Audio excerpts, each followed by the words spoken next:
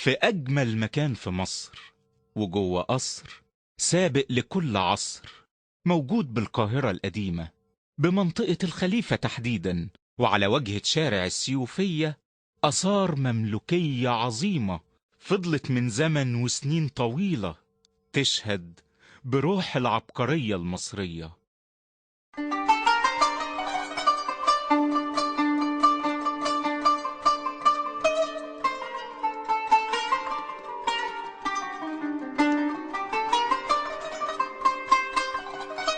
هندخل قصر ولا في الخيال، وآية من الجمال لأمير مملوك كان له عظيم الشأن، وفارس من الفرسان ولا في شخصيات ألف ليلة وليلة.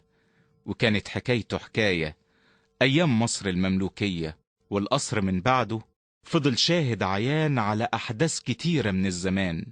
وتعالوا نقوم بجولة سياحية في رحلة مصرية جوه قصر الأمير طاز. هيشوفها معانا كل محب العمارة الإسلامية وروعة الفنون في القصور المملوكية. يعتبر قصر الأمير طاز من أجمل القصور التي تم إنشائها في العصر المملوكي البحري سنة 1352 ميلاديا. تبلغ مساحة القصر الإجمالية أكثر من 8000 متر مربع، وهو عبارة عن فناء كبير في الوسط خصص كحديقة تتوزع حولها من الجهات الأربع مباني القصر الرئيسية والفرعية، وأهمها جناح الحرملك والمقعد، أو المبنى الرئيسي المخصص للاستقبال واللواحق والتوابع والإسطبل. لكن أهم ما يميز القصر كان المقعد الصيفي بصالة الاستقبال الرئيسي، وهو المكان المخصص لإقامة الأمير طاز، حيث كان يستقبل فيه زائريه وضيوفه أثناء الحفلات والولائم التي كانت تقام بالقصر بشكل دائم. ومن أهم زواره كان سلطان البلاد اللي قام بزيارته بنفسه، وحضر من مقر حكمه يوم افتتاح القصر كأول سبقة في تاريخ السلطنة، وده نظرا لتقديره لمكانة صاحب القصر الأمير سيف الدين طاز. وده طبعا لأن الأمير طاز كان واحد من الأمراء اللي بإيدهم كان الحل والربط في الدولة في ذلك الوقت.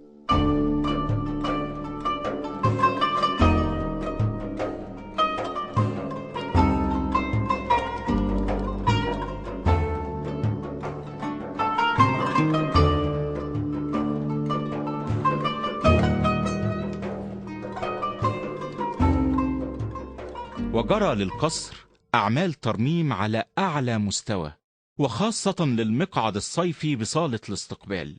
وأهم ما كان في عمليات الترميم الدقيق فيه هي إظهار بعض الكتابات الموجودة بالسقف بألوانها الأصلية، وإزالة كل أشكال الحداثة من أشياء وألوان دخيلة على القصر.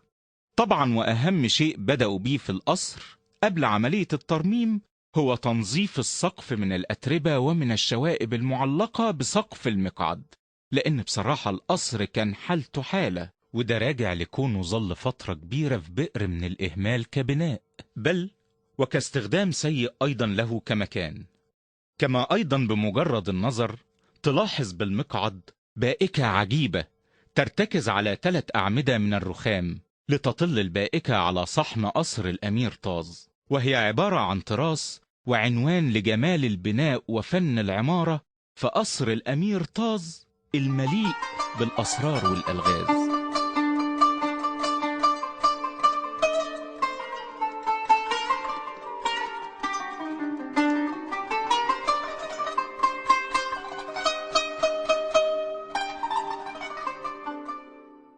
حكايتنا النهاردة عن سيف الدين بن عبد الله طاز، وهو أحد مماليك الصالح إسماعيل بن الناصر محمد بن قلاوون، وهو اللي بنى القصر ده، وبناه على أراضي وأنقاض بيوت كان بيشتريها من أصحابها، واللي كان بيرفض منهم أو بيفكر يعترض كان بياخدها بالغصب. ولأن في الوقت ده ما كانش في حد ممكن يقدر يقول للأمير طاز لأ، أكيد ده كان راجع طبعا لمكانة الأمير طاز الكبيرة. ده غير كمان إن كانت وظيفته الساقي الخاص للسلطان الناصر محمد بن قلاوون، يعني كان بيشرف على أي مشروب بيشربه السلطان خوفا من إنه يكون مسموم. وبمرور الوقت فضل الأمير طاز يتقرب من السلطان أكتر وأكتر، ويصبح من رجاله المقربين والمخلصين، فكافئ السلطان على إخلاصه ووافق على جوازه من بنته، وبعدها مباشرة أصبح أمير على ولاية حلب. لكن طاز كان عنده طموحات أكبر وأطماع أخرى، لأنه حاول ينفرد بالحكم والسلطة في حلب، وكان بيعتقد إن ده حقه، وخاصة بعد ما أصبح جوز بنت السلطان.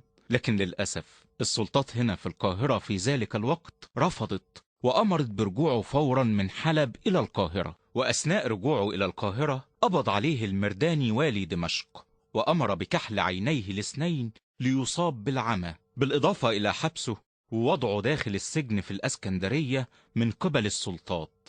وبعد فترة من الزمن رجعوا أفرجوا عنه مرة أخرى، ورجع طاز إلى دمشق، وعاش طاز ومات طاز هناك.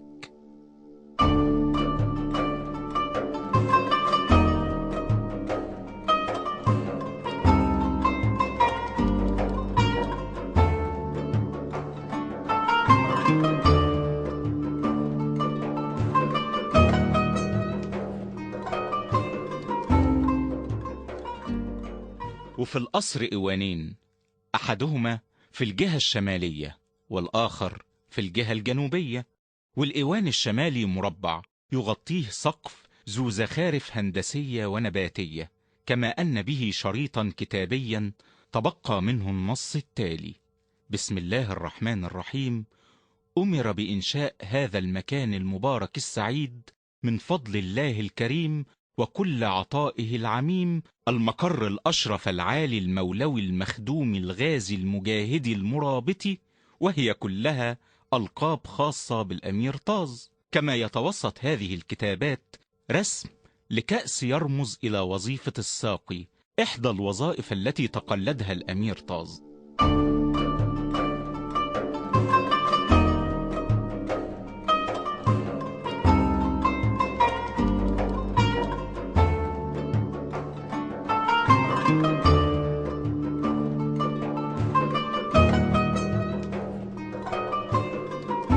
ومن أسرار قصر طاز إنه كان موجود فيه أقدم سبيل للمياه وحمام في هذا العصر، وكان موجود كمان حوض ضخم الأسماك الزينة تم استخدامه من أجل إضفاء لمسة جمالية. وإن كان هناك رأي بأن هذا الحوض ربما تم استخدامه كحمام سباحة لجواري القصر، لكن المهم كان يوجد به أيضا الساقية، وكانت بتعتبر شيء مهم بالقصر لأنها المصدر الوحيد بداخله للمياه.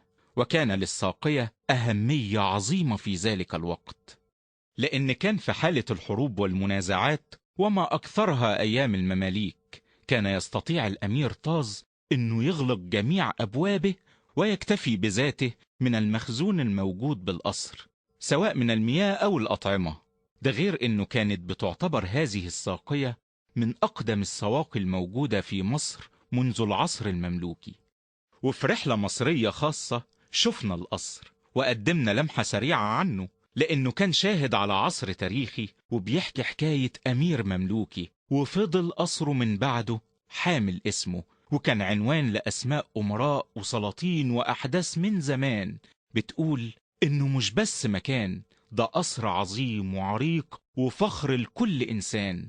كنتم معنا بقصر الأمير طاز، وكان معكم مصري في برنامج رحلة مصرية.